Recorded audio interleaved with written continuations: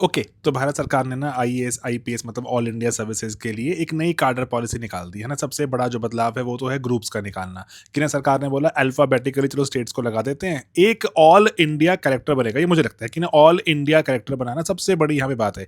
EWS को लेकर clarity दी गई है कि ईडब्ल्यूएस पार्ट तो ओपन कैटेगरी का ही है, मतलब अनरिजर्व कैटेगरी का ही है। उसी में एक स्पेशल तरह का हम एक जो अलग एक मेरिट की बात करेंगे, दैट्स इट। तो इसलिए वरना ईडब्ल्यूएस की बात थी क्या एससी एसटी में भी ईडब्ल्यूएस होगा कि नहीं होगा, तो भारत सरकार ने क्लैरिटी दे दी है। देन उसके बाद यहाँ पे 1 से लेके 25 तक रैंक्स आएंगे। उसके बाद इनसाइडर आउटसाइडर है ना, उस पे कहानी पे आप इतने परेशान मत हो, मैंने डिटेल वीडियो वैसे बना दी है, नीचे लगा दूंगा रिलेटेड में।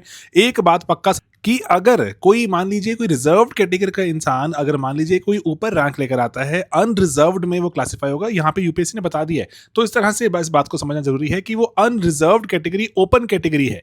वो कैटेगरी ऐसा नहीं है कि वो जनरल के लिए स्पेसिफिक हो जाती है, तो यहाँ पे इस नोटिफिकेशन के थ्रू वो क्लियर हो जाता है। तो ओवरऑल एक ऑल इंडिया सर्विसेज बनाने की यहाँ बात लग रही है बहुत ज्यादा डीपली। देन थोड़ा सिस्टमैटिक एल्गोरिथमिक लग रहा है प्रोसेस।